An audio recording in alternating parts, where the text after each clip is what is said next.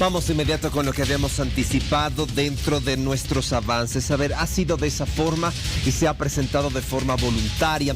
Estamos hablando del exministro de Medio Ambiente y Agua. Se trata de Juan Santos Cruz, que ya se encuentra en la Fuerza Especial de Lucha contra el Crimen, hablamos de la FELCSE, a la espera de su imputación formal por supuestos hechos de corrupción en esa cartera de Estado.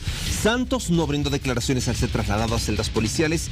Fue citado a declarar para este miércoles, pero se presentó a las oficinas del Ministerio Público este martes por la mañana, ayer. A las 10:30 empezó su declaración y a las 15 horas, 3 de la tarde, se conoció que quedó detenido tras la emisión de una orden de aprehensión por parte del Ministerio Público. Ante la renuncia y también la aprehensión del exministro de Medio Ambiente y Aguas, ¿y ahora quién se hace cargo de esta cartera de Estado? ¿Cuándo será posesionada una nueva autoridad? Y es que le contamos que aún no se ha designado, claro, y no se conoce el nombre en reemplazo de Juan Santos Cruz, quien presentó su renuncia al cargo el pasado viernes tras ser acusado del cobro de coimas. Por lo menos unas 8 dicen. Ahora hay diferentes voces, diferentes denuncias que hablan incluso de que el ministro era muy exigente, que les pedía a sus funcionarios, escuche esto, es extraoficial, hasta un auto en 10 horas, un auto de carreras. Imagínense, y lo tenían que conseguir, caso contrario eran despedidos. Bueno, todo esto se está investigando y ampliaremos cualquier momento.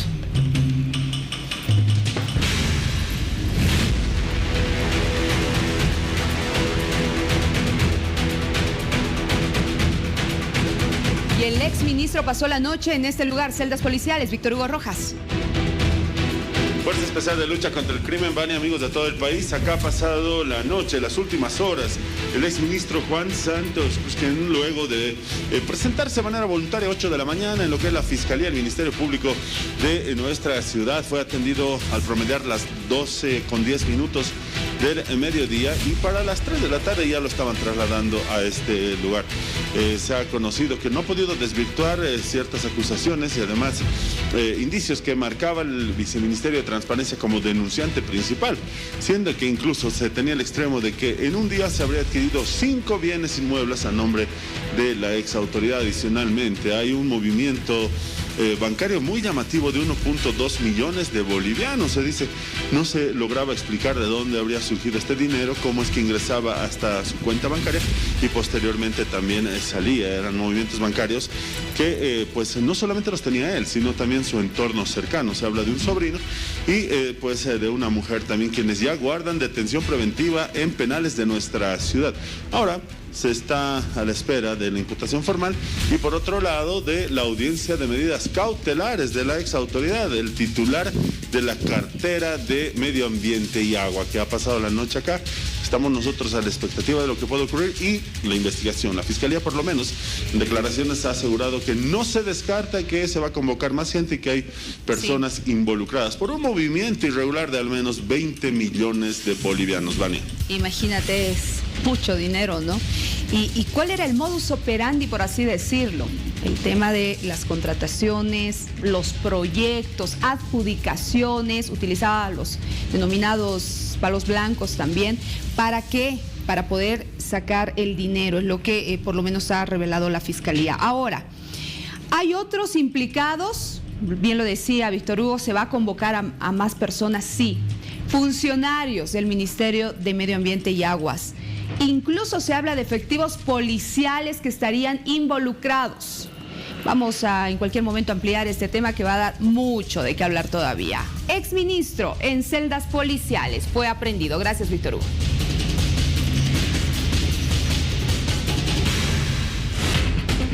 Los casos de pederastia dentro de la Iglesia Católica son bastante alarmantes.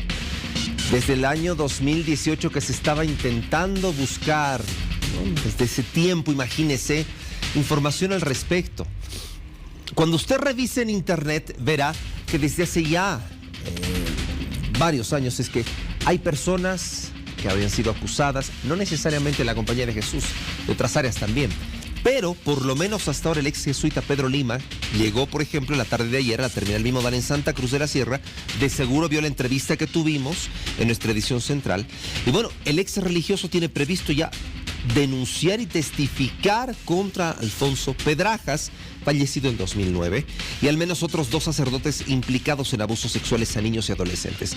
Durante su llegada a Lima ha indicado que se reunirá con víctimas para ampliar la acusación hacia otros sacerdotes jesuitas que han abusado a niños.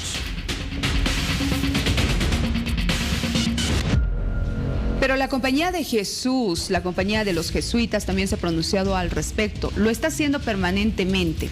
¿Qué es lo que han señalado en las últimas horas? Escuche usted. Han informado que hasta la fecha aún no se ha recibido ninguna denuncia directa de víctimas contra los sacerdotes Francés Peris y Carlos Villamil. Sin embargo, reconoce que ambos nombres se mencionan en el contexto de las investigaciones del caso Pedrajas, como consta en la documentación presentada ante el Ministerio Público. En ese marco, se invita a que las posibles víctimas señalen este comunicado de estos u otros jesuitas puedan formalizar sus denuncias y les ofrecen su apoyo psicológico y legal. Se necesita también como prueba, por ejemplo, el documento, este diario del padre Pedrajas, ¿dónde está? ¿Quién lo tiene? Ese elemento es importante, es un elemento de prueba que debe ser presentado ante el Ministerio Público. Las declaraciones de las víctimas también, incluso pueden hacerlo de manera anónima, así que se está invitando a quienes han sido abusados, violentados por estos sacerdotes a que puedan hacer la denuncia y que sus casos, estos hechos no queden impunes. Y las propuestas llegan para todos ustedes a esta hora, porque San Telmo tiene para todos los sacones con colores sobrios. Ante las bajas temperaturas es una muy buena opción. Elige los colores que tú quieras en cualquiera de nuestras tiendas, ya sea en el Cielo Mall, en la Ciudad del Alto, en la calle Capitán Ravelo, número 2070. Allá estamos para compartir con todos ustedes nuestra gama de colores, telas, modelos, opciones y manos maestras. San Telmo, arte y costura.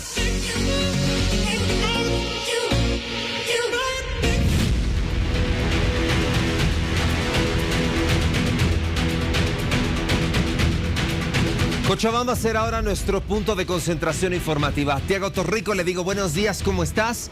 Nuevamente desde la terminal de buses, la pregunta que todos queremos saber es que sigue o no sigue bloqueada la carretera. Adelante, Tiago, gusto en saludarte, ¿qué novedades? Héctor, buenos días. Por segundo día consecutivo es que se mantiene esta medida de presión ubicada en el sector del Puente de la Amistad, entre Portachuelo y Montero. Y así, a raíz de esta situación, continúan las salidas hacia el oriente boliviano por la carretera antigua. En una primera instancia esta medida estaba siendo llevada a cabo por transportistas, por agricultores y productores de varios sectores y de varias regiones de Santa Cruz.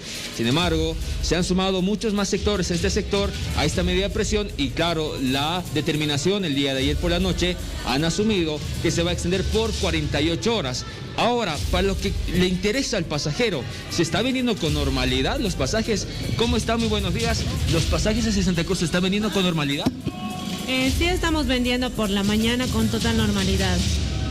Ahora está el momento, pero no nos indican por qué carretera vamos a ir todavía. Estamos esperando eso. Bueno, la consulta, ¿se sigue manteniendo el precio que me dijo ayer, 60, 80 bolivianos? Se sigue manteniendo porque la demanda es baja de pasajeros. Muchísimas gracias, es así como ha señalado, hay varias personas que tratan de viajar precisamente al oriente boliviano. Ahora, si usted incluso quiere ir por ese sector, hay vehículos de transporte liviano, podemos decir así, y también pesado, están desviando por el río Guenda, precisamente del sector de Portachuelo. Ojo, mucha precaución al momento de ir, y si usted va a ir por la carretera antigua, 3 o 4 horas de demora. Gracias, Tiago, por la información. La situación continúa igual. No, imagínense, no hay mucha demanda y bueno, es lo que van a tener que esperar algunos de los pasajeros. Gracias a nuestro equipo periodístico. Así es, Héctor, más información. Imprimir los extractos de las AFPs es misión imposible, dicen muchos.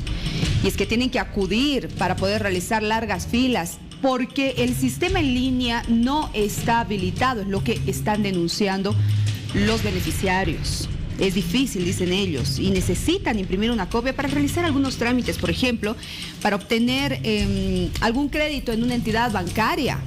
Está complicada la situación, aseguran, y están pidiendo que se mejore la atención y se pueda realizar este trámite desde los canales digitales. Algunas personas llegan a la gestora para iniciar los trámites de su jubilación también, y otras porque necesitan el extracto de sus aportes porque es un requisito que les exigen los bancos al momento de solicitar un crédito y otros con el fin de evaluar la solicitud del financiamiento y tienen que hacer largas filas. La atención es lenta, dicen muchos de los beneficiarios están pidiendo celeridad y que se mejore la atención a los clientes, pero por otro lado también que se habilite el sistema en línea. Ahora, desde la gestora pública han pedido un poco de calma, paciencia, porque es un proceso de transición que tiene justamente estas falencias que deben ser mejoradas. Entre tanto que las oficinas de las AFP se encuentran colapsadas. Sí, mucha gente le pedimos, por favor, acotando lo que dice Vania, en el tema de la gestora, por favor, se necesita información al respecto de algunos temas. Hay gente, por ejemplo, que se ha jubilado con continuidad laboral y que cuando llegan a la gestora para pedir cuáles son los requisitos ya para recibir su jubilación, porque se van a retirar de su fuente de trabajo, no les dicen qué va a pasar y les dicen, hay que esperar. Y la gente necesita la información lo más antes posible. En fin, vamos a cambiar de tema. Hablemos ahora de qué, de un perrito, exacto, de un perrito que le ha tocado el corazón a mucha gente. Lo cierto es que el ministro de Gobierno, Eduardo del Castillo, ha informado que el conductor que lanzó a un cachorro supuestamente por la ventana de un vehículo en movimiento en la carretera que conecta el Coroico con La Paz se apersonó a la fiscalía para brindar su declaración. Pero el fiscal lo citó para el jueves. El conductor fue identificado como Luis Salvador Ramos y es acusado por los delitos medioambientales.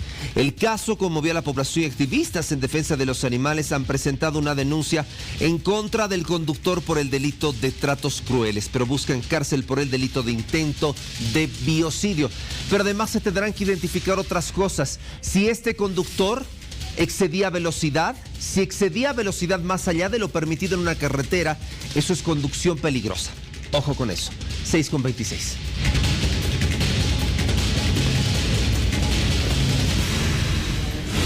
Juan Santos Cruz, usted dirá, me suena ese nombre, ¿quién es? El ex ministro de Medio Ambiente y Aguas, que ha sido aprehendido. La autoridad está acusado por recibir coimas, millonarias coimas, en su gestión. 2 años y medio. Vamos a hablar en breve acerca de este tema porque hay diferentes repercusiones, incluso legisladores del Movimiento al Socialismo que protestan por estos hechos. Ya volvemos. Hechos de corrupción en el gobierno de Luis Arce. Ahora en el ojo de la tormenta, el exministro de Medio Ambiente y Aguas, quien ha sido aprehendido. A propósito, don Juan Santos Cruz se lo acusa de cobrar coimas millonarias. Hay quienes se han pronunciado al respecto. El diputado del MAS, Héctor Arce, por ejemplo, y lo tenemos acá en nuestros estudios. Diputado, buenos días, bienvenido. Vania, muy buenos días. Un saludo especial a toda la audiencia de Bolivisión. Diputado, ¿usted recibió alguna denuncia alguna vez? ¿Conoció de estos hechos que se estaban registrando en este ministerio? Sí, nosotros hemos sido de hecho los primeros en denunciar hechos de corrupción que se venía suscitando en el Ministerio de Agua y Medio Ambiente. La primera denuncia que le hicimos conocer al hermano Lucho fue del ex viceministro Wilder Quiroz, que estaba manipulando, extorsionando a las empresas, quien fue destituido posteriormente. Segundo, le hicimos conocer sobre Cristian Segovia, que era el director general de una institución desconcentrada, PPCR. De 12 contratos que licitaron, adjudicaron, 9 se fueron a Tarija. Cristian Segovia es chapaco, es de Tarija.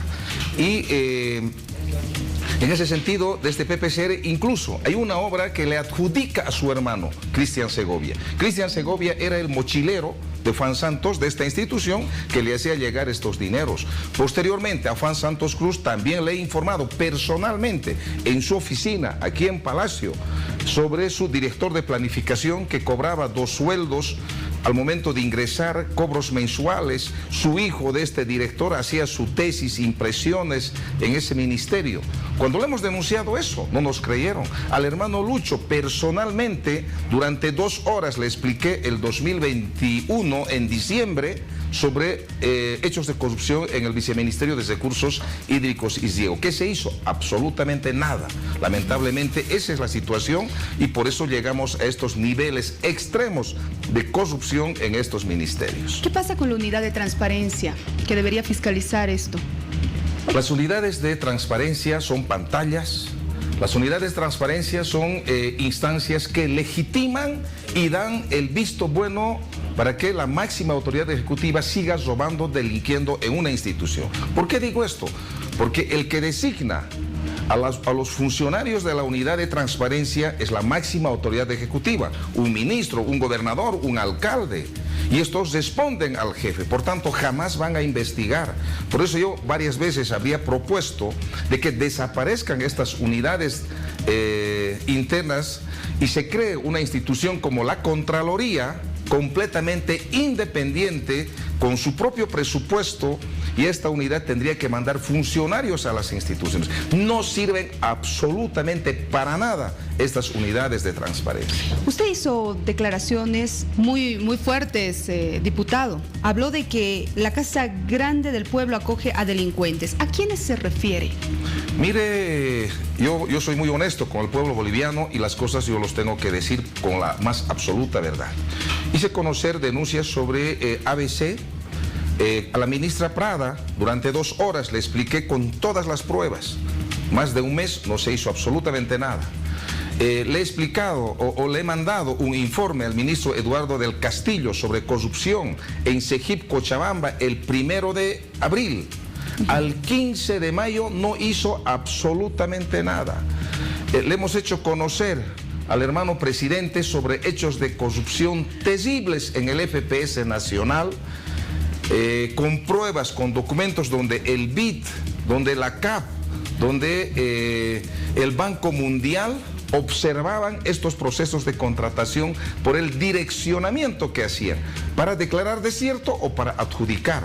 Le hemos hecho conocer al hermano Lucho. Hermano Lucho, usted sabe. ¿Qué me dijo usted? Ah, no, ese cargo es de las Bartolinas y vaya y hable con ellos. O sea, imagínese la respuesta que yo recibí. Por esta razón, yo estoy convencido que en ese edificio que se construyó para planificar el desarrollo del país, en ese edificio donde se tiene que diseñar programas y proyectos para ejecutar en el territorio nacional y eso permita cambiar la vida del pueblo boliviano.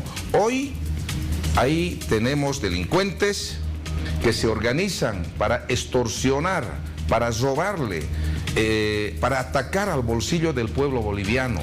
Por eso yo decía, en ese edificio tenemos servidores públicos, monceros de especialidad, lancerista, carterista, descuidista, incluso yo me atrevería a decir hasta auteros hay ahí. ¿Por qué? Porque hay permisividad, hay tolerancia contra estos hechos de corrupción, Vania. El caso ABC es mucho más enorme que este caso de Juan Santos Cruz. Caso ABC ejecuta 10 veces más de presupuesto que los que estamos hablando hoy. En el caso ABC, los choferes acarreaban en maletas, en bolsas negras, choferes que llevaban plata hasta Caranavi para entregar a sus padres de Gens y Nina, por ejemplo. $40.000 le han llevado de dinero. Si estos testigos se animan a declarar, Vania, yo estoy absolutamente seguro, si se animan a declarar, denunciar esto, porque no quieren, porque mañana los van a meter preso, Juan Santo, el ministro Montaño y Gens y Nina y los 9 regionales correrían la misma suerte que el ministro Juan Santos Cruz. Absolutamente seguro con toda la información que tengo. Diputado, usted habla de documentos, incluso le ha mostrado al propio presidente y a otras autoridades. ¿Los ha presentado ante el Ministerio Público? ¿Ha hecho las denuncias formales? Todas las denuncias las he presentado al Ministerio de Justicia, Viceministerio de Lucha contra la Corrupción y Transparencia, Vania. Por eso mi frustración, mi indignación, por eso yo lo llamo al ministerio donde está el ministro Lima, es el Ministerio de la Injusticia. Su funcionaria del viceministro Siles, dependiente del viceministro Siles, llamando por teléfono, por ejemplo, a Cochabamba, ¿qué dice? Vayan, apersónense al juzgado, a la fiscalía, saquen fotocopias, cierren todos esos casos.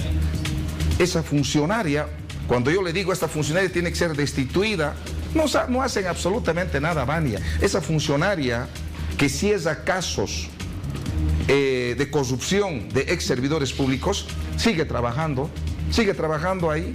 Y cuando le digo al ministro, ministro, ¿cómo es esto? Ah, sí, ya le he dado la instrucción al viceministro. Voy donde el viceministro. Una funcionaria corrupta que llama a funcionarios fiscales para instruir. El jefe ha dicho que cierren esos casos.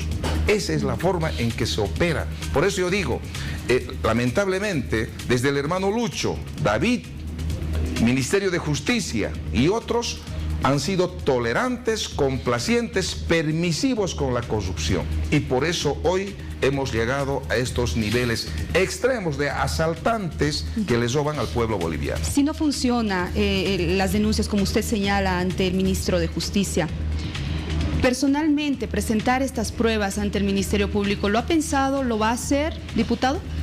Vania, la última denuncia que yo hice de ABC, porque Gensinina, con sus palos blancos, con todo su entorno familiar, compra equipo pesado de Cochabamba de 6 lugares. He ido a los 6 lugares, les he remitido ubicaciones. En 6 meses han comprado equipos casi por $1 millón. Les he pasado todo. ¿Sabe qué hace Alave? Alave, yo creo que recibe la instrucción desde arriba para cesar estos casos y no aceptar estas denuncias, Vania. Por eso hay todo un consorcio de altas autoridades, autoridades intermedias, órgano judicial, ministerio público, que protegen a estos delincuentes. Esa es la bronca que sentimos. Yo dije el día de ayer, bueno, al otro día, hermano Lucho, le dije, y le vuelvo a hablar desde acá con la mayor humildad. Hermano Lucho, si usted no va a poner mano firme, una decisión implacable de luchar contra estos delincuentes, la corrupción va a ser la tumba de nuestro gobierno. Acuérdese, porque aquí se roba aquí abajo, se roba aquí arriba y se roba acá en el nivel más alto. En Sejip, Bania, cuando he denunciado en Cochabamba antes de ayer 2 denuncias penales. En Segelip, donde otorgan licencias de conducir. Autoescuelas, en complicidad con los supervisores que son de Sejip, cobran entre 1.500 y 2.000 bolivianos al mes por vender certificado de aprobación. Al mes en Cochabamba, en Sejip, recaudan por este concepto más de 80.000 bolivianos. Si usted le pone eso en una semana, al mes, estamos hablando más de 320.000 bolivianos recaudan al mes. Y en 12 meses, ¿cuántos recaudan? Es impresionante la corrupción alarmante que hoy tenemos en nuestras instituciones públicas. ¿Hay corrupción en otros ministerios al margen de los que usted ha señalado? ¿Va a investigar, va a dar a conocer? Sí, Vania, yo me caracterizo primero por informar a un ministro y le mando un mensajito al presidente, que hoy lamentablemente ya no me contesta. En este momento yo tengo una institución desconcentrada de un ministerio que está cobrando por la aprobación de planillas.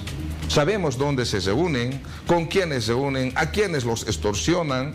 La semana pasada he hecho conocer a un ministro. Estoy aguardando el día de hoy en reunirme.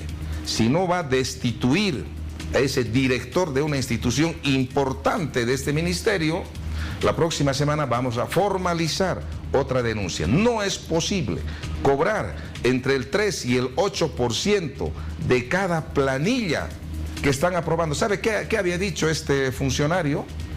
¿Qué gano yo aprobando tus planillas?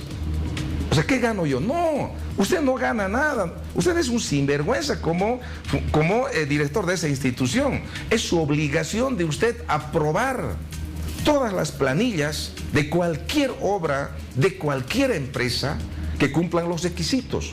¿Por qué usted va a decir, qué gano yo aprobando sus planillas? Oiga, Vania, así de sinvergüenzas están en todas las instituciones, porque han visto el modus operandi de cómo robar, han visto que hay tolerancia desde arriba y hoy se delinque de la más absoluta sinvergüenzura. Tenemos unos cuadros, diputado, y a toda la población los vamos a mostrar, por favor, de las autoridades que se han visto involucradas en este tiempo, en estos 2 años y medio de gestión. Wilson Cáceres, exministro de Desarrollo Rural, fue destituido del cargo por contratar a su expareja como jefa de gabinete. Es uno de los casos, ¿no?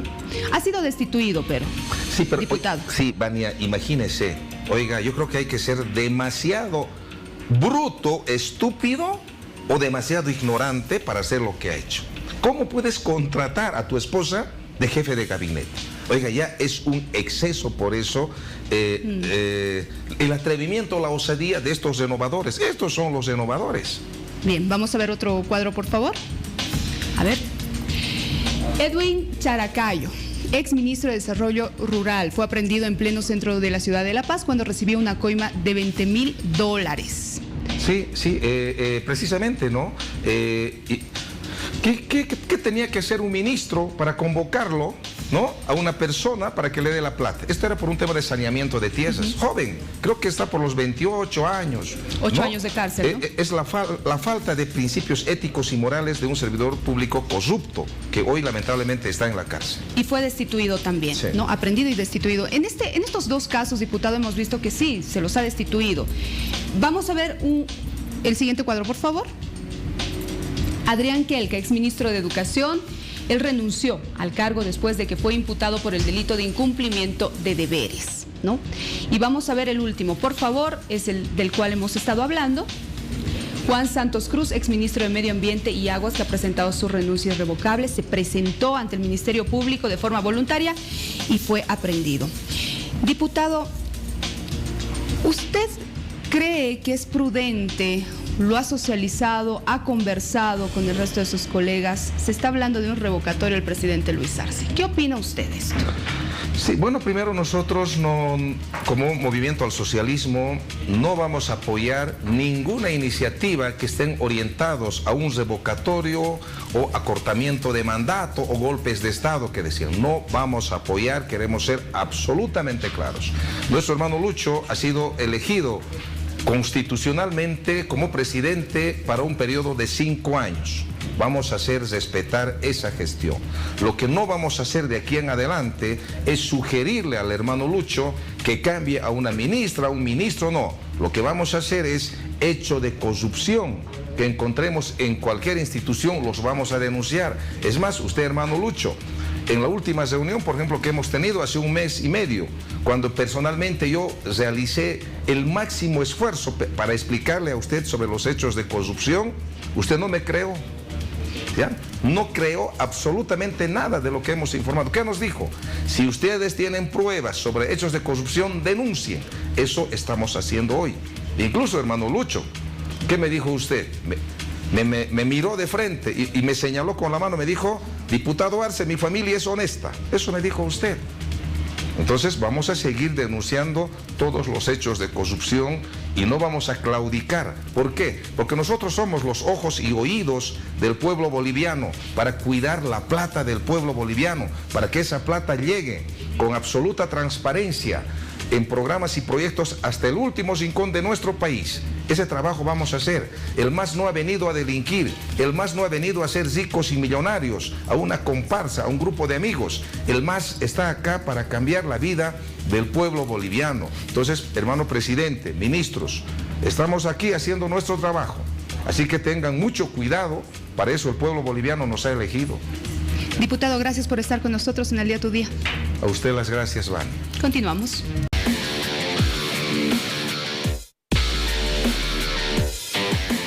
A continuación, señor director, quiero pedirle por favor que pueda reproducir un video que nos han enviado nuestros reporteros al día.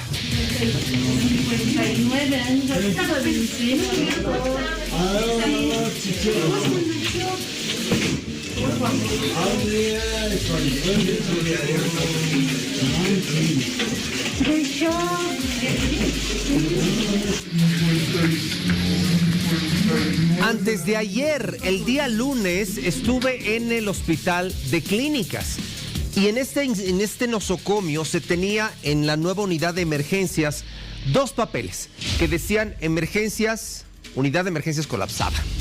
La gente era atendida en el suelo, inclusive algunos han preparado hasta colchones para poder recibir a sus familiares. Era una situación realmente bastante complicada, inclusive hubo una ambulancia y los que estaban al interior de la ambulancia no sabían si es que podía o no ingresar el paciente. Vamos a establecer contacto con nuestra unidad móvil de inmediato para saber si esta situación continúa o no dentro de este hospital. Adelante, Claudio, te escuchamos. Buenos días, Héctor. En este momento nosotros nos encontramos en los pasillos del Hospital de Clínicas y de hecho la temperatura actual en la ciudad de La Paz es de 4 grados centígrados. Me ves con la chamarra. Las personas que están aquí tienen que taparse con todo. Hemos estado revisando distintos lugares de este nosocomio. Y la verdad es que no. Ahora no se encuentra colapsado. Ese es un video efectivamente que había pasado, pero sí hay personas quienes esperan desde muy temprano para recibir atención. Están tapados con todo. Señora, corto, ¿desde qué hora usted está esperando?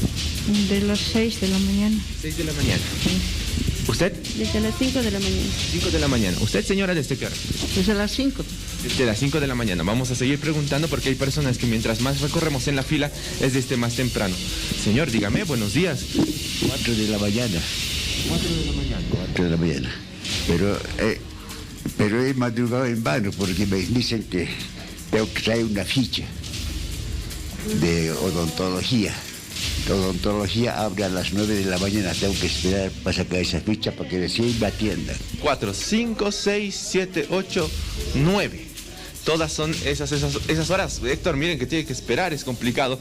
Y hacia allá, si nosotros seguimos recorriendo el hospital, podemos pues sentir más la temperatura. Al menos aquí hay un techo.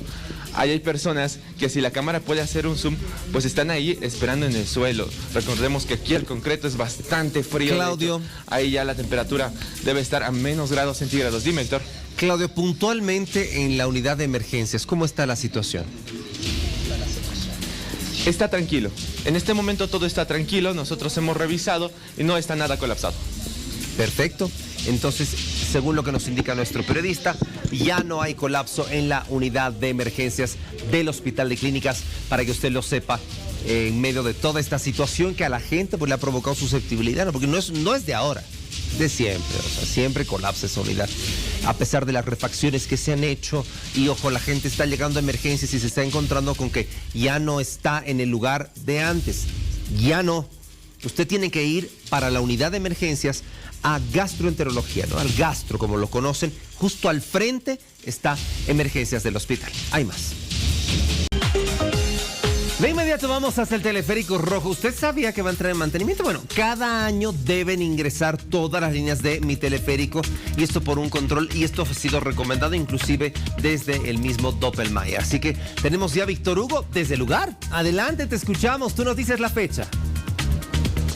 Estamos en la estación de Mi Teleférico en la línea roja, pero que se encuentra en La Ceja, estratégica, Héctor, amigos de todo el país, porque cuando uno llega acá a La Ceja del Alto se puede trasladar para la línea azul o para la línea plateada hacia la parte sur de la ciudad del Alto. Y hay que tomarlo en cuenta porque a partir del 22 de mayo, al 3 de junio, es que la línea roja de Mi Teleférico entra en mantenimiento, el mantenimiento anual que bien tú lo advertías y que es necesario por temas técnicos de lo que es el sistema del transporte por cable. Así que la población que llega tempranito, que va hacia la ciudad o toma alguna línea, la puede ser la azul o la plateada, deberá tomar sus recaudos. Lo propio los que pues van hacia la ciudad, llegan de la ciudad hacia la ciudad del Alto, tienen que tomar en cuenta que desde el 22 de mayo hasta el 3 de junio se va a entrar en este mantenimiento importante y necesario.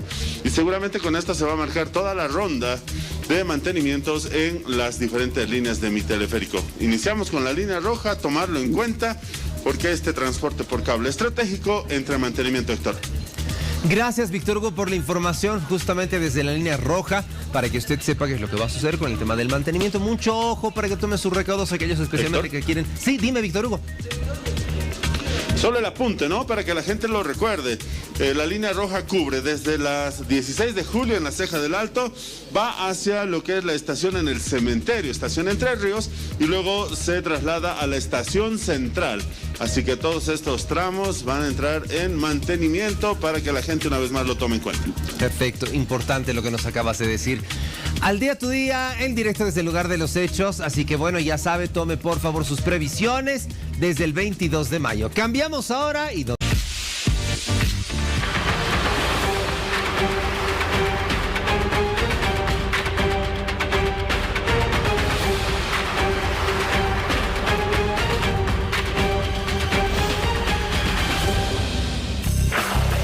Se lo habíamos anunciado y finalmente está con nosotros para seguir dando nombres, para seguir hablando de lo que muchas víctimas no pudieron hablar en su momento. Casos de pederastia. Él denunció hace más de 20 años muchos de estos casos. Se está enterando también de muchas cosas porque está en contacto con estas víctimas. Queremos agradecerle y darle los buenos días, Pedro Lima. Gracias por estar con nosotros. Sabemos que ha sido un viaje largo, casi 24 horas desde Paraguay hasta Bolivia. Usted vive en Paraguay, ¿no es cierto? Y se vino por bus, por tierra, mejor dicho, en bus, hasta Bolivia. ¿Cómo durmió? ¿Descansó? Buenos días, Fernando. Buenos días, Bolivia. Descansé bien. Por mis medios me transporté el día de ayer hacia Santa Cruz desde Asunción y estoy aquí para expresar a la población que voy a dar mi palabra. Y como dice... Es fácil que Pedro Lima hable por Zoom, es fácil que Pedro Lima se comunique por teléfono. ¿Por qué no se presenta? Así ha cuestionado la compañía a mi persona y estoy aquí para presentarme y decir mi verdad. ¿Ya hay repercusiones a raíz de su llegada a Bolivia y de todo lo que está contando, diciendo y revelando? Desde el momento que empecé a expresar, he recibido de todo tipo de comunicación, desde presiones hasta amenazas directas. Sin embargo, en este momento no puedo dar curso a eso. ¿Por qué? Porque si la intención es intimidarme, amedrentarme, eso ya es del pasado. Ya no hay miedo. ¿Pero desde que llegó a Bolivia ha recibido amenazas nuevamente? Aquí en Santa Cruz no he recibido amenazas. Bien, es importante saber esto. A ver, en su momento usted denunció. Año 2001, todavía usted pertenecía a la Compañía de Jesús, era jesuita. Pero en el 2001 todo cambia cuando usted comienza a denunciar este tipo de casos. Usted los denuncia internamente, digamos, en la Compañía de Jesús, no ante las autoridades en ese momento, ¿correcto? Partamos desde ahí. Mi persona tiene conocimiento de estos abusos al interior de la Compañía de Jesús. Va como acumulando conocimiento y datos y experiencias y personas y víctimas. Y hay un momento en que es insoportable guardar tanto silencio y decido conversar con el provincial Ramón Alaiz. Y le expreso la situación, sin embargo, no recibo la respuesta adecuada. Claro, y en ese momento usted no denuncia ante la justicia, es decir, ante la justicia boliviana. Yo tenía total desconfianza de la justicia boliviana y yo le expresé por qué. Uno de los principales denunciados, el padre Antonio Gauset Capdevila, no solamente tenía incidencia fuerte en la justicia, sino que era el sacerdote capellán de la Corte Suprema de Justicia. Bien. Él daba la misa a los jueces, él bautizaba a sus hijos, él acudía a sus matrimonios, celebraba la vida social con ellos y también, quiero expresar abiertamente, torcía la justicia. Tenía control total de los mecanismos de justicia en ese momento. Bien, y yo me sentía totalmente desalentado para presentar una denuncia ante las instancias judiciales, sabiendo que tarde o temprano va a llegar a las manos de este entorno. Bien, ahora Pedro, esto fue en el año 2001, ¿correcto? Sí. Bueno, usted recién 10 años, 11 años después es que se va a Paraguay. ¿Es correcto? Yo me voy a Paraguay el 2011, sin embargo, siempre en 10 años después. En las instancias pertinentes y necesarias he ido denunciando, tratando de posesionar el tema y tratando de avanzar. ¿Qué pasó en esos 10 años? Mi persona trabajó en la intendencia, por ejemplo, en la ciudad de Cochabamba. Yo era responsable de eventos públicos, que sería la instancia que controla a los lenocinios donde se prostituye, en este caso encontré menores de edad. Con el dolor que tenía, con el dolor que yo tenía, con la impotencia de haber visto tantas víctimas, cuando yo encontraba un lugar de prostitución donde había menores de edad, sin contemplación, lo clausuraba. Eso Cochabamba sabe, yo no tuve ninguna contemplación. Me decían, pero Pedro, sos tan duro, ¿por qué clausuras este local? ¿Cuánto tiempo fue funcionario público usted? Fue casi un año. En un año clausuré muchos locales y ustedes son testigos y la prensa tiene el respaldo. Claro. ¿Cuántas niñas fueron rescatadas de las garras de la prostitución infantil? Y por ese dolor, porque yo sentía que eso no puede ser, no está bien que se frustre vidas, que bajo amenazas, bajo coerción o en contra de su voluntad, niñas de 7, 8, 10 años sean prostituidas en Cochabamba. Y entonces, claro, la población fue testigo de cómo actué con firmeza. No es que ahora estoy luchando contra el abuso infantil. Lo hizo desde antes. Ahora, usted luego se va a Paraguay, allí se establece, ¿no es cierto? ¿Usted tuvo hijos en ese interín de tiempo? Yo tengo niños y no voy a desvelar su identidad ni dónde están en este momento por proteger especialmente mi entorno familiar. Está bien, pero usted tuvo hijos en ese interín, se va a Paraguay y allí comienza también una serie de denuncias desde este país vecino, ¿correcto? Yo siempre denuncié, siempre que pude, expresé mi palabra. Sin embargo, no había este contexto. Actualmente cuando hablo, la gente presta atención. Antes cuando hablaba, ¿qué será ese problema? ¿Por qué estará hablando? ¿Y por qué cree que ha cambiado eso? ¿Por qué ahora sí presta atención? Porque hay una prueba muy fuerte. El mismo testigo, el mismo acusado expresa. Esto ha sido un escándalo internacional a través de la publicación del periódico El País. Y no solamente es un escándalo, sino que está iniciándose el proceso. Yo pienso que no está en su inicio ni en su etapa intermedia. Se va a ir develando más cosas y más datos a razón que vaya avanzando el proceso. Ahora, ¿qué dejó Pedro en Paraguay y por qué lo dejó? Todo. Yo vivo del día a día, de la cotidianidad. Así como tengo formación en filosofía y letras, en derecho, también fui profesor en varios lugares. Sé trabajar con mis manos. Yo hago muebles, puedo hacer portones automáticos, portones y automatizarlos. De eso vive en Paraguay. Herrero y también rejas, portones y puertas. Yo dejé todo. Yo aquí voy a ver cómo me sostengo, porque también tengo que seguir. Yo vine por mis medios y por mis medios me mantendré. Lo que quiero decir es que el tiempo que sea necesario voy a estar presente, porque al margen de cualquier problema político, al margen de cualquier problema personal, esto es estructural. No puede ser, digamos, que dejemos pasar esta ocasión histórica para sentar precedente. Ahora, ¿usted por qué está permitiéndose pagar este alto precio de dejar a su familia en Paraguay, de dejar a sus negocios, es decir, aquello que le ha costado tantos años conseguir? Porque demasiados años se ha soportado el sufrimiento, porque conozco vidas devastadas, gente víctima que no puede pagarse un psiquiatra, gente con matrimonio fallido, con inestabilidad emocional, gente que cuando hablan el tema se pone a temblar porque recuerda el horror que se vivió con estas personas que deberían haberlos educado, formado, orientado. Y lo más triste es que no pasó una vez con algunas personas, sino varias veces les abusó. No contento con eso, los responsables, pudiendo sancionarlo, pudiendo denunciarlo a la justicia, al tema como tema penal y procesarlo, le ratificaban en el cargo. ¿Para qué? Para que siga cometiendo los mismos errores. Ellos dicen, se han cometido errores. No es errores, son delitos de lesa humanidad, porque se ha devastado una población. No olvidemos que el Colegio Juan 23 es un colegio de los mejores alumnos de Bolivia. ¿Cómo ingresabas a Juan 23? Porque tenías una alta cualificación académica, porque tenías un buen rendimiento en tu colegio, porque eres una persona ejemplar en tus valores. Entonces podías ingresar a Juan 23. Y mucha gente buscaba, ¿no?, meter a sus hijos allí. Ahora, Pedro... Eran de todo el país. Hay de Santa Cruz, de Tarija, de Beni, hay potosinos, hay uruguayos. Juan 23 congregó a estudiantes de todo el país. Ahora, si me pregunta de dónde son las víctimas, de todo Bolivia. Somos víctimas todos. Uno, los que han sido víctimas directamente son los que más han sufrido. Son víctimas también los papás. ¿Por qué? Porque un papá confió a la compañía, confió al colegio, confió al sacerdote, a su hijo, para que durante años tenga formación en la excelencia. Sin embargo, esta confianza fue totalmente defraudada, pisoteada. Pero, ¿usted fue víctima también? Yo expresé ayer y voy a reafirmarme. Yo vengo en calidad de testigo. Si vengo en calidad de otra situación o condición jurídica, voy a expresar ante el juez pertinente, ante la fiscalía.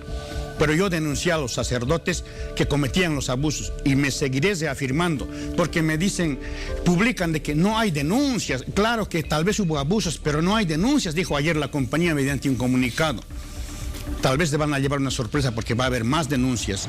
¿Usted está en contacto con víctimas, con otras víctimas que van apareciendo? Sí, yo en un contacto doloroso porque cada vez que se toca el tema es como reabrir la herida. Sin embargo, esto tiene que sanar. ¿Por qué hablas tanto? Me dicen, no es que quiero hablar tanto, es que es el momento de hacer tres cosas. Que no haya impunidad. Uno, que haya una reparación integral a las víctimas. Dos, y tercero, que no se repita. Usted, padre de familia boliviano, usted mamá de familia, tiene el derecho de mandar a su hijo, a su hija al colegio, a la escuela, sabiendo que nadie se va a atrever a tocarla. Por eso queremos que se endurezca la ley. Por eso no queremos que sea sanción de tan pocos años, sino se incremente inclusive a los encubridores que aún están vivos. Pedro, usted ha denunciado anoche, ha dado un nombre más a la larga lista de estos sacerdotes jesuitas, en su mayoría, que han abusado de niños, de niñas, de adolescentes. Francisco Pifarré, Pifa, ¿no es cierto? ¿Hay otros nombres que usted tiene en esa lista que quiera decirle y contarle a la ciudadanía? Tenemos otros nombres, sin embargo hay una limitación, por eso vine a hablar con las víctimas, para que rompan ese miedo. Yo no sé si están amedrentados, yo sé que también tienen miedo, o yo sé también que tienen dificultad al recordar la experiencia. Tal vez la herida no está sanada, pero es el momento de expresar la palabra de manera abierta y no tener miedo. Por eso estoy presente, porque no le da miedo que le pase algo. Claro, como cualquier ser humano yo tengo miedo, pero a diferencia de un tiempo pasado, este miedo ahora no me va a paralizar, no me va a callar. ¿Cuántos nombres más hay? Eso corresponde declarar ante la justicia y me gustaría compartir. No quiero especular, yo quiero decir cuando las víctimas se van presentando de manera paulatina y se exprese. ¿Pero hay muchos más? Yo expresé el primer día que se salió la denuncia y fue conocimiento. Pica es la punta del iceberg. ¿Qué me respondieron? No es posible, es solo Pica, él nada más que Pica, no hay nadie más, todos tuvieron una conducta ejemplar. Claro, entre los jesuitas conozco, por testimonio personal, personas de conducta ejemplar, entregadas a su vocación, pero también hay gente que para mí no es ignaciano, que se infiltró en la compañía, cuyo objetivo es aprovechar del cargo para abusar y violentar niños y niñas en nuestro país. Francisco Pifarré es una de las personas que usted ha nombrado anoche. Y nos llama bastante la atención porque es un sacerdote que todavía está en actividad, se encuentra vivo, ¿no es cierto? Él hasta hace poco fue director nacional de la red Fe y Alegría. Bien, y sobre esto queremos ahondar un poco más, Edmundo. Es importante ir conociendo aspectos de quién es esta persona, de las pruebas también que seguramente debe tener Pedro al anunciar algo tan fuerte como esto. Exacto, Fernando. ¿Quién era Francisco Pifarré? Durante muchos años sirvió, de hecho, en Bolivia. Y estamos viendo en este momento imágenes y vamos a rescatar un poco también de algunas entrevistas que dio, vamos a decirlo así, cuando él cumplió sus 60 años de servicio dentro de la Compañía de Jesús hace unos meses atrás, de hecho, y vamos a lograr rescatar algunas cosas que de hecho nos llaman la atención. Hemos rescatado estas entrevistas y quiero que las podamos escuchar a continuación antes de seguir ahondando un poco más sobre quién era Francisco Pifarré, dónde y cuánto tiempo sirvió en Bolivia. Bueno, momentos felices son innumerables. Empezando desde cuando yo entré al noviciado, sabíamos hacer pastoral, catequesis, a unos pueblitos vecinos a nuestro noviciado allí en la provincia de Lérida, de Cataluña, y se puede decir pues que lo pasábamos muy bien y después, bueno, muchísimas cosas, pero ya en el caso de Bolivia, creo que quizá lo más grande ha sido haber podido vivir al lado de los guaraníes, haberlos conocido, haber tenido amigos entre ellos, haber aprendido mucho de ellos, hasta tal punto que yo diría que ellos han sido mi mejor escuela. Son momentos grandes, momentos de todo tipo, ¿no? Ver cómo han crecido y cómo ellos me han hecho crecer a mí, ¿verdad? Aprender de sus familias, de sus comunidades, de su sistema de democracia, de asamblea, de relación, sus sufrimientos, sus momentos difíciles, pero en conjunto una experiencia de unos 20 años muy, muy grande. Ha habido otras experiencias también hermosas que ahora no terminaríamos nunca de contar.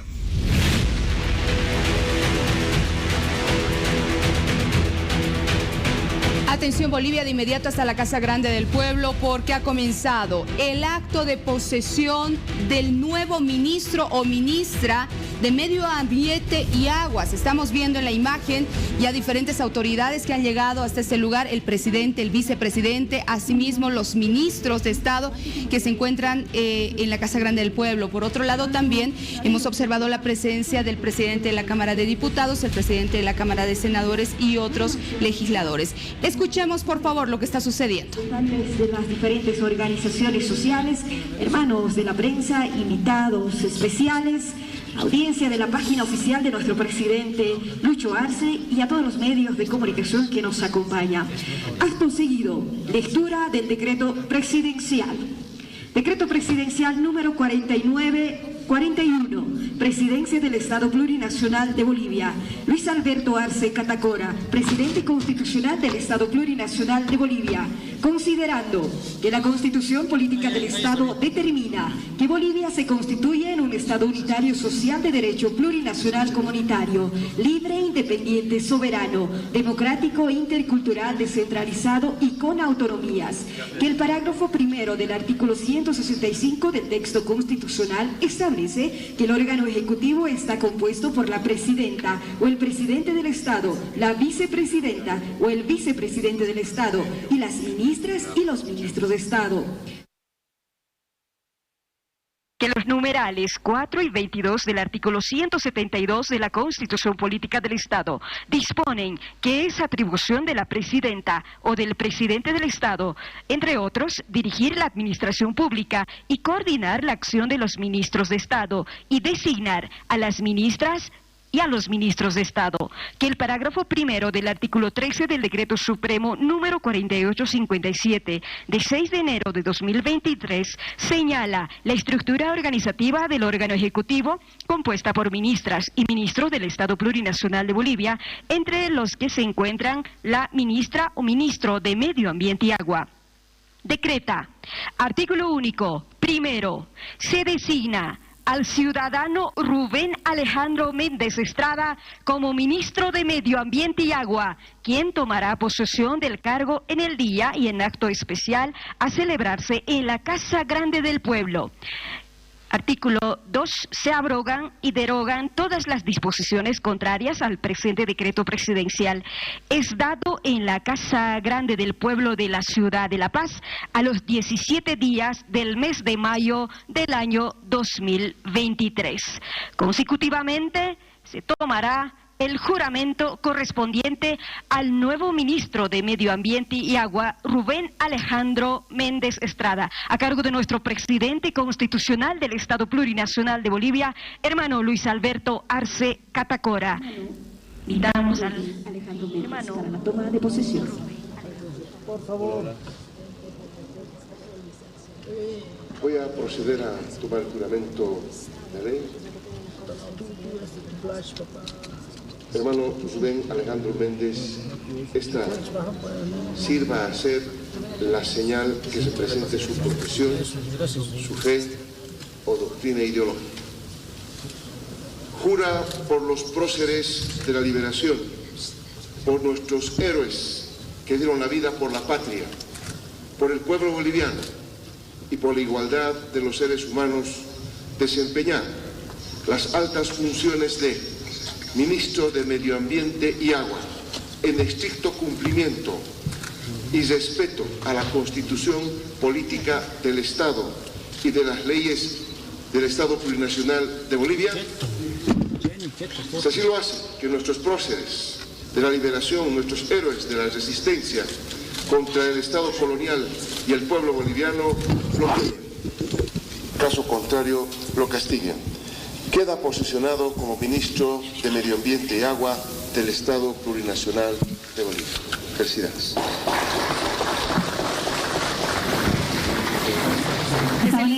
Rubén Alejandro Méndez Estrada, quien fungía como viceministro de Agua Potable y Saneamiento Básico de Bolivia el año 2012, quien está siendo en este momento posesionado, es el nuevo ministro de esta cartera de Estado que ha estado en la polémica tras las denuncias de corrupción.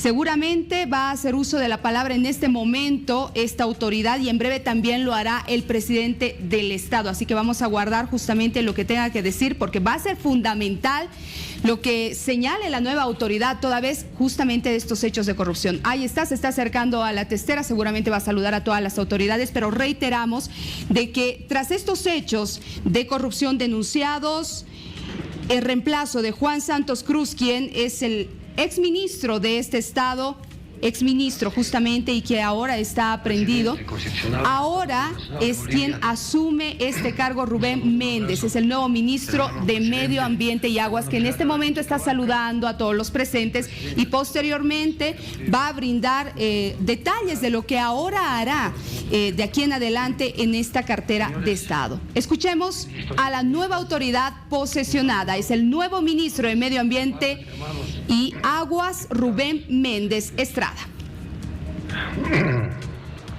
También saludar al mando militar y policial, representantes de organizaciones sociales que acompañan la gestión del hermano presidente Luis Arce, a los hermanos representantes de las organizaciones sociales de la ciudad del Alto, también un saludo, también a los señores de la prensa oral y escrita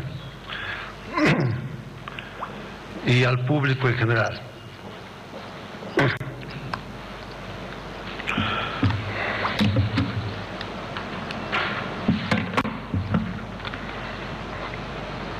Primeramente, agradecer a Dios por este nombramiento y pedirle que me dé mucha sabiduría, mucha inteligencia para poder ayudar a nuestro hermano Luis Arce para que cumpla su mandato tal como dice la Constitución.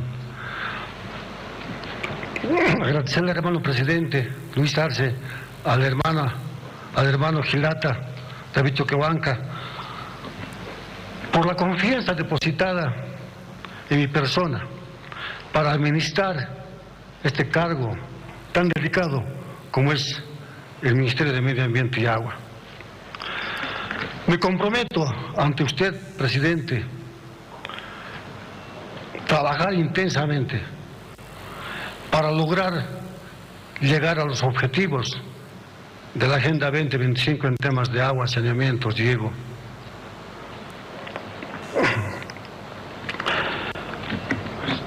Logrando siempre la eficiencia, la eficacia y fundamentalmente la ética, donde está enmarcado el tema de la transparencia. Trabajaré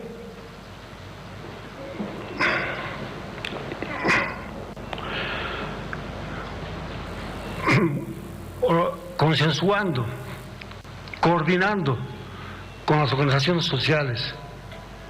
Lograré acercarme a las organizaciones de la ciudad del Alto fundamentalmente, coordinar con todo Bolivia para poder lograr los objetivos planificados en este ministerio. Me comprometo que mi ministerio va a recibir a todos, a solicitar, a coadyuvar con la gestión. Presidente, es mi compromiso. Usted siéntase seguro de parte de este ministerio. Mi apoyo es total y vamos a trabajar para que usted pueda también lograr todos sus objetivos en temas de agua y saneamiento, en temas de riego, en temas de medio ambiente, presidente. Solamente con estas palabras quiero decirles de que, como dice el poeta, y tendrá el ministerio un letrero que dice, Amar Suaichu Masiquita. Trabajaremos con mucha transparencia, con ética. Gracias, hermano presidente. Gracias, hermano Gilata Choquehuanca.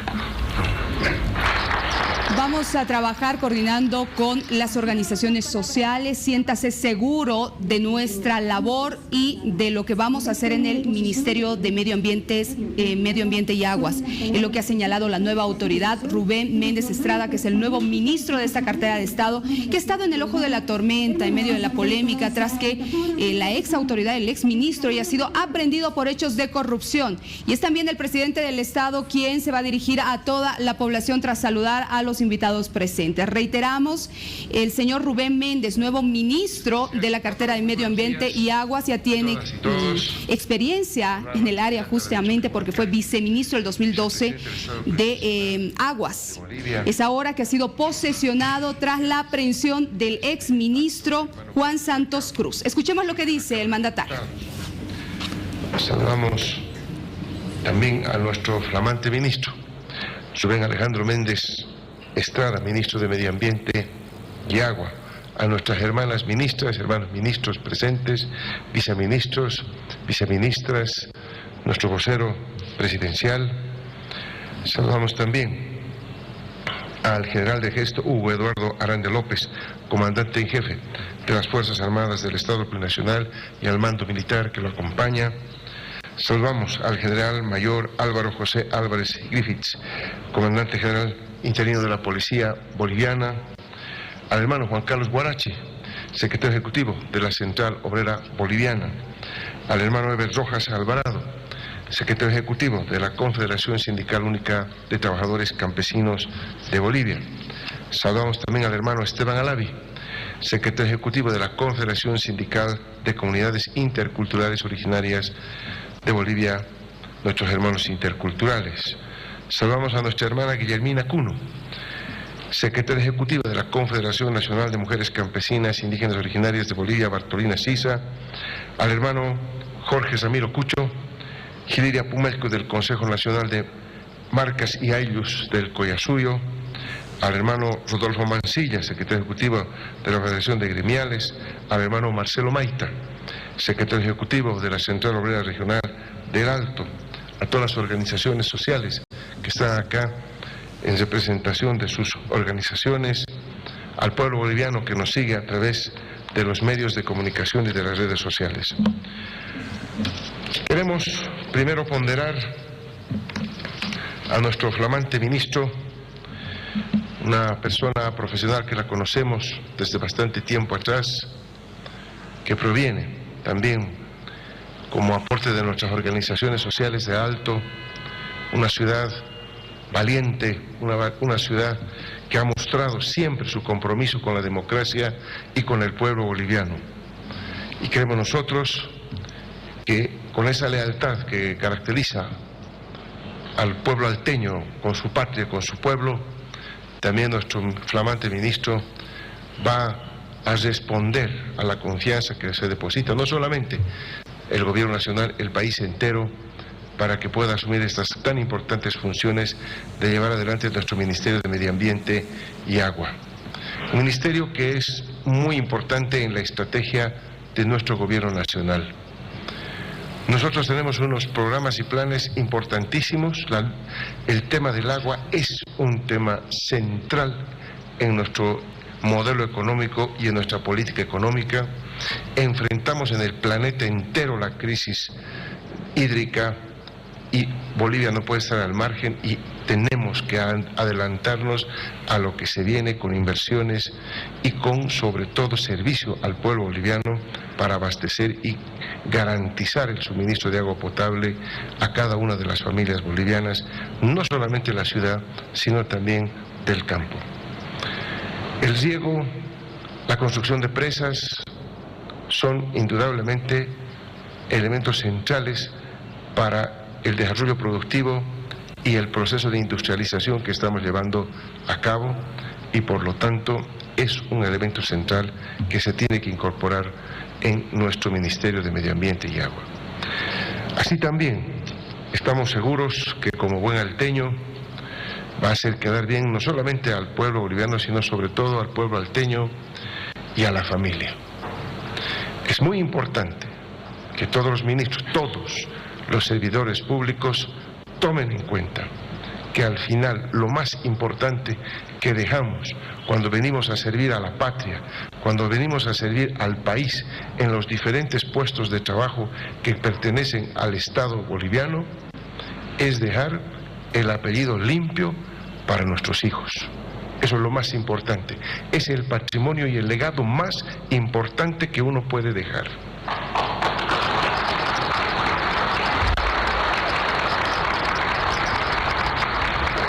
Y eso se hace con trabajo honesto, transparente, con dedicación, con esfuerzo y con compromiso, no solamente con el presidente, el vicepresidente, sino con uno mismo, con la familia, que al final es lo que nos va a quedar cuando dejemos de ser servidores públicos. Nos queda la familia, y la familia no puede vernos mal, tiene que vernos como hemos entrado a asumir los cargos públicos con la frente alta, limpia, con el apellido limpio y por supuesto con el deber cumplido en la función pública. Nosotros debemos lamentar que se utilice, hemos estado viendo lamentablemente algunas cosas que no estamos contentos, por supuesto, indignados, con hechos que no condicen con la conducta revolucionaria, con la conducta de una persona que está comprometida con su pueblo. Días atrás nomás estábamos encontrándonos con sorpresas de que se está utilizando el nombre de nuestro Gilata David Choquehuanca, del mío propio, en hechos que no condicen a la verdad, por supuesto, y que no condicen ni con la realidad, ni con la conducta que hemos demostrado durante todo este tiempo aquí en funciones públicas. Hay gente que lamentablemente quiere aprovecharse de la amistad, de las fotografías, de alguna relación que se tiene con nuestro vicepresidente y con mi persona. Queremos ser aquí enérgicos y enfáticos. Nadie puede ir a nombre ni del vicepresidente ni del presidente a hacer ninguna gestión ni levantar el nombre. Ahí pedimos a los ministros, a las diferentes instituciones públicas, a los propios medios de comunicación, que se denuncien estos hechos para ser castigados y censurados con todo el peso de la ley. No hay tolerancia a la corrupción, no hay tolerancia al tráfico de influencias de ninguna naturaleza en nuestro gobierno.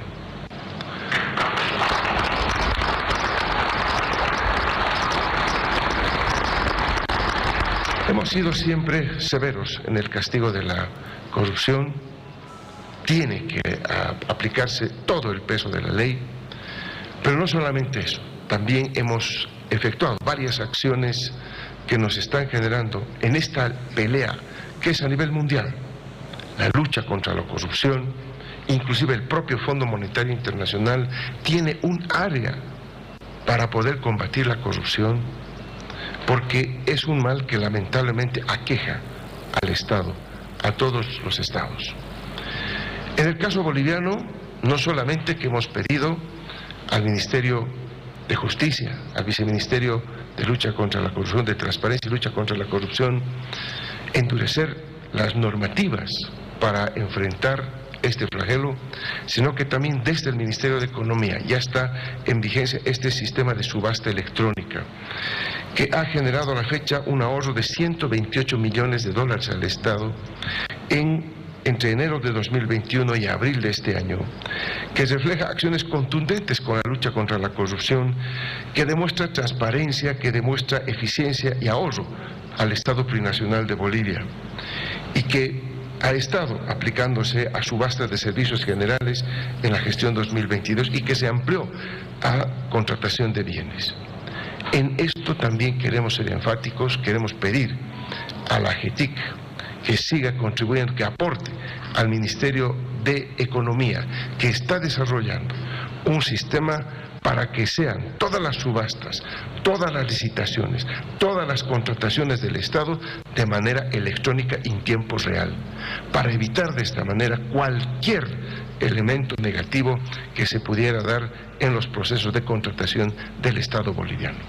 De esta manera, haciendo electrónico y transparencia y en tiempo real, para que en ese instante se sepa quién es el ganador de la licitación y que se sepa cuál es el precio que propone y cuál es el servicio que propone de manera transparente, y que todos los que estén participando en esa subasta puedan tener la información en tiempo real. Se va a transparentar y se va a poder posibilitar que se eludan posibilidades y elementos negativos que pudieran haber en la contratación de servicios y de obras desde el Estado boliviano.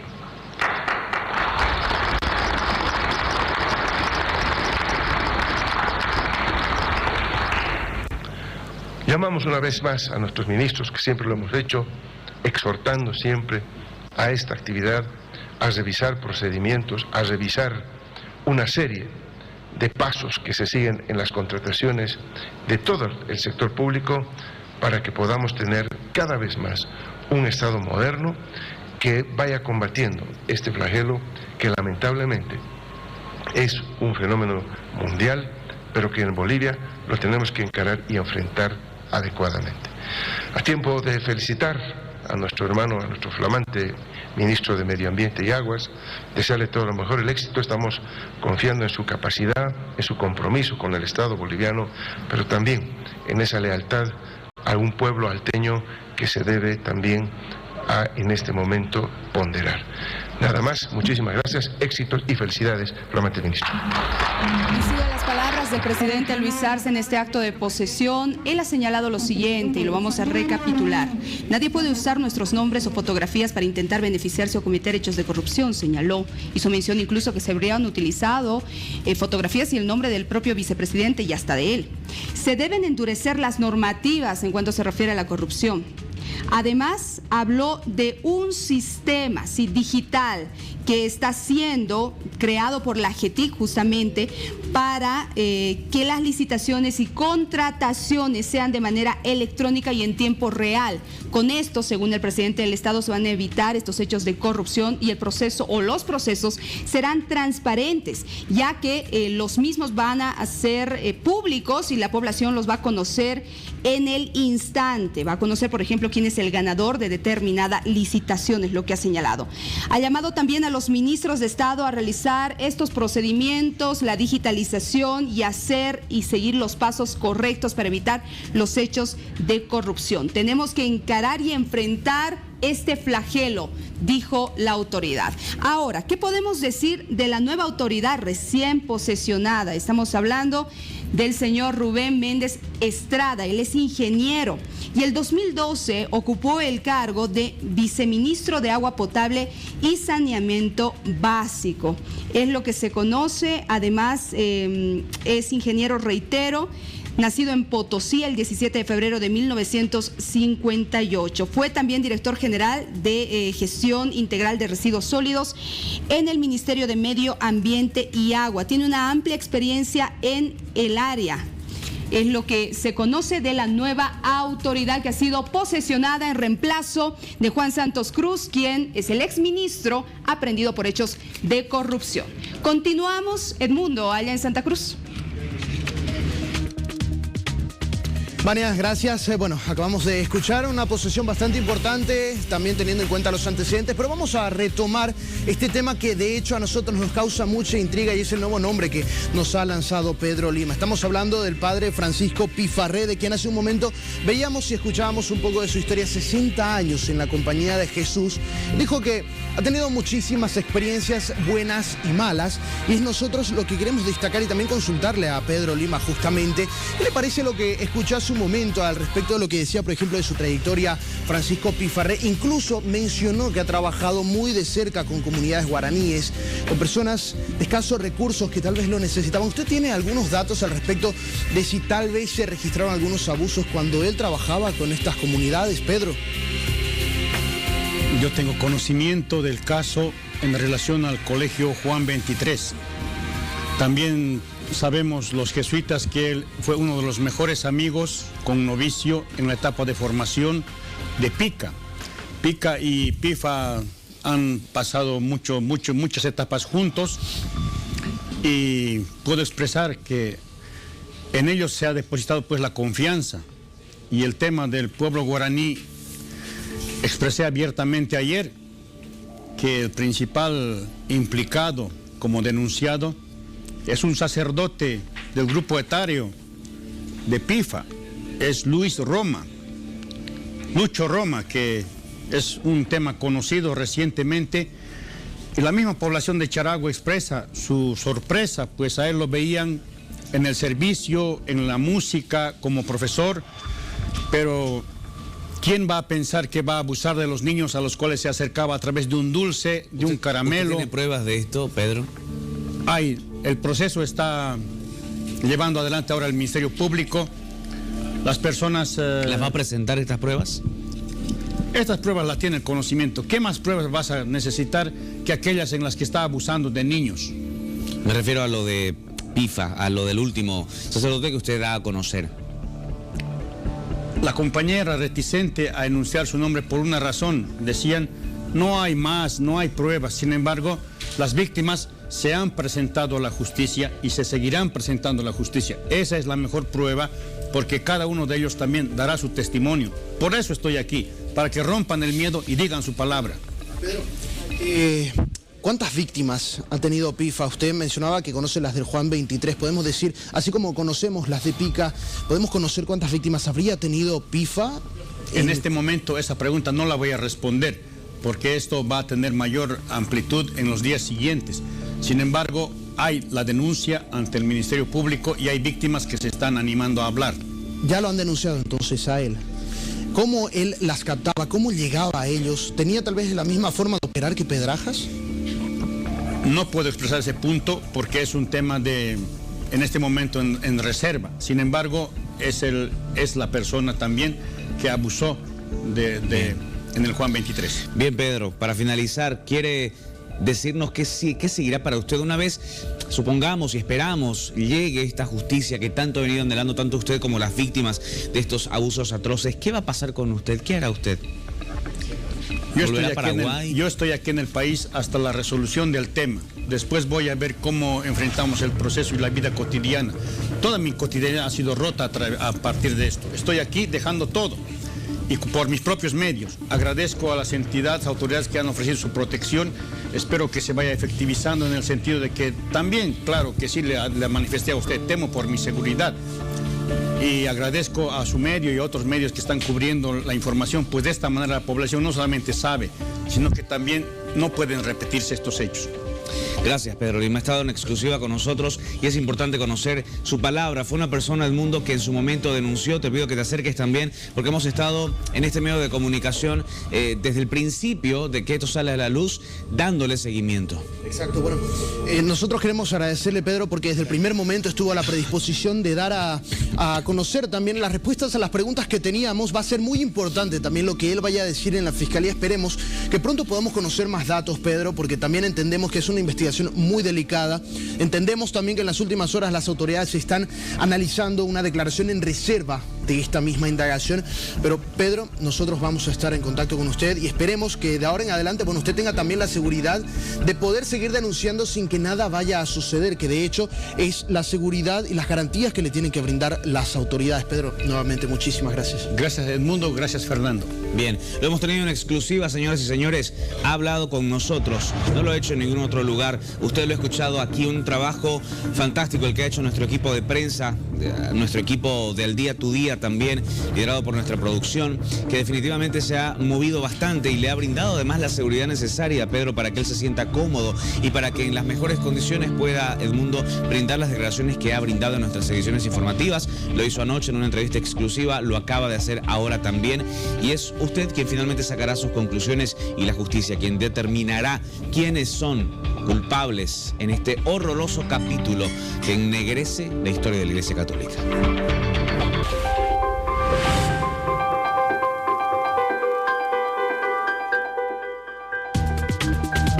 Dentro de la campaña que nosotros tenemos Abre los Ojos, tocamos varios temas diversos. Y uno de los que hoy también nos llama la atención no solo es el tema del reciclaje, que en algún momento lo hemos dicho, lo habíamos indicado, cuidando el medio ambiente, sino que también es el tema de la protección a aquellas personas que tienen una orientación sexual diferente. Es el 17 de mayo, el día de lucha contra la homofobia, transfobia, bifobia, en fin. Entonces hoy hemos decidido que a través de este sector podamos invitar a una persona que está constantemente en el activismo. Hoy nos acompaña Jonathan Arancibia, el control social de diversidades sexuales en La Paz, para explicarnos cuáles van a ser las actividades de hoy, pero además cómo está este tema de la lucha contra la discriminación puntualmente dentro de la homofobia, bifobia, transfobia y lo que se ve en las calles, y de seguro usted también lo ha podido apreciar. Jonathan, ¿cómo estás? Bienvenido, buen día. Muchas gracias, buen día. Mira, esta fecha es muy importante, ¿no? Porque en 1990 justamente la Organización Mundial de la Salud quita la homosexualidad dentro de las enfermedades mentales. Entonces, desde ese entonces ha comenzado un proceso de reivindicación por justamente en contra del estigma y la discriminación que todavía está sobre las personas que tenemos una distinta orientación sexual o identidad de género, ¿no? El día de hoy en el municipio de La Paz tenemos una conferencia de prensa a horas 10, justamente en el Palacio Consistorial, en el cual como Consejo Ciudadano de Diversidades Sexuales, a través de la Secretaría de Desarrollo Social, vamos a promulgar una normativa en favor de la población trans, ya que actualmente la población trans es la más afectada, ¿no? No solamente en Bolivia, sino a nivel mundial, ya que es el rostro más visible. Y pues cada aporte que se pueda sumar como sociedad, justamente para aportar y reducir todavía esta carga social que existe sobre estas personas, es lo mínimo que podemos hacer como sociedad. Jonathan, yo no sé cómo se están manejando las cifras en cuanto al tema de estos crímenes de odio que se presentan, el tema de la discriminación. No sé si es que han disminuido, se han mantenido. Mira, lo más triste es que no todos se reportan, ¿no? Tenemos entendido que hasta el año pasado creo que ya eran alrededor de 80 casos, que claro, solamente uno había logrado una sentencia. Entonces yo creo que como sociedad civil organizada debemos seguir apoyando estos procesos para lograr el proceso judicial oportuno. Claro que muchas veces una persona, ¿dónde tiene que llegar? Dicen, voy a comenzar un proceso, pero hay unos pasos que se deben seguir, ¿no? Tengo entendido, por ejemplo, el Viceministerio de Descolonización tiene un área específica para luchar contra la discriminación si usted ha sufrido por aquello y obviamente presentar la denuncia, así como también estos procesos legales, porque todavía hay números que tengo entendido son un poco alarmantes, ¿no? Por el tema de los crímenes de odio, los asesinatos, y como bien tú dices, las personas trans son las que más sufren, además por un tema de estigma que se tiene. No, y claro, y a eso sumale, por ejemplo, el hecho del carnet que no indica el nombre de la persona que tú eres, ¿no? Entonces, si para cualquier persona en general es muy complicado iniciar un proceso, imagínate poner una persona que tiene problemas en cuanto a su carnet de identidad, que bueno, también ese es otro tema, la complicación es mucho mayor. Legal, la burocracia, ¿no? Exacto. ¿Cómo crees que la gente ve a dos hombres o a dos mujeres tomados de la mano? Mira, ayer estábamos justo teniendo esta conversación con algunos compañeros que recientemente habían visitado otros países, y en Bolivia, si bien hay un proceso, especialmente en La Paz, yo creo que estamos avanzando, lentamente, pero lo estamos haciendo. Sabemos que aún hay una carga social, no solamente para personas de la población, ¿no? Sino para cualquier otra persona. Y esto lo hemos visto justamente con el tema anterior que ustedes estaban tocando, de poder hablar abiertamente de lo que realmente conlleva algunas problemáticas sociales. En La Paz hemos visto, por ejemplo, en cada año la marcha crece mucho más, y eso es algo muy positivo, ¿no? Y no necesariamente es gente que esté dentro del colectivo. Nos vienen a acompañar padres, madres, que se dan cuenta de que no hay nada diferente en nosotros más allá de las personas a las que nosotros amamos, ¿no? Lastimosamente en otros municipios de Bolivia no es el caso. La Paz sigue siendo punta de lanza en favor de los derechos humanos, no solamente de la población LGBT, y es eso lo que queremos seguir. Por lo que tú me dices, perdón que te interrumpa, ¿hay menos discriminación en La Paz que en Santa Cruz, por ejemplo? Totalmente. Si bien yo pensaría que puede llegar a ser lo contrario, ¿no? Sí, si bien hay mayor población en la ciudad de Santa Cruz, lastimosamente no hay apoyo por parte del municipio, del gobierno departamental. La sociedad civil organizada está sola. Sin embargo, en La Paz es todo lo contrario, ¿no? Hemos comenzado una lucha constante desde la constitución del Consejo Ciudadano de Diversidades Sexuales del 2013, que ha sido un logro de la sociedad civil, y actualmente tenemos normativas que obligan al municipio a apoyar a la población. Esto significa que ya la gente somos conscientes de que tenemos apoyo normativo, tenemos apoyo institucional por parte de las organizaciones, y eso deriva en que las personas obviamente estemos más, no diría cómodas, pero quizá podamos ser más libres de ser quienes somos, y eso se evidencia en la marcha de las diversidades. Tú mismo lo has dicho, no solamente son personas de la población, estamos marchando con familiares, vienen colegios, vienen facultades universitarias, y eso es algo muy positivo porque hay muchas personas que todavía viven dentro del closet y que no se asumen como tal justamente por estos miedos que poco a poco los estamos trabajando. Entonces nuestra nuestra misión de salir a las calles, de seguir visibilizando, es justamente hacerles sentir a estas personas de que no están solas, de que somos un montón de personas que también compartimos esta orientación o estas etiquetas que lastimosamente a veces son necesarias y que no hay nada malo en ser quienes somos. Mucha gente no sabe cómo iniciar un proceso, cuáles son los pasos que debe hacer. Pero hay un delito que está tipificado dentro del Código de Procedimiento Penal y este delito es incitar a la violencia y además es incitar al odio por los comentarios que se generan después de que alguien llega a calificar a una persona por su orientación sexual con cierto tipo de palabras. Así que denuncia, eso es importante. Jonathan, muchas gracias por estar con nosotros. Gracias a ti, Héctor, y pues les vamos a llegar una invitación para que puedan acompañarnos en esta marcha número 21 que se va a realizar el 1 de julio. Ahí estaremos. Muchísimas gracias, Héctor. Jonathan Arancibia, Control Social de Diversidades Sexuales en La Paz. Es el Día Internacional contra la homofobia, la bifobia y la transfobia.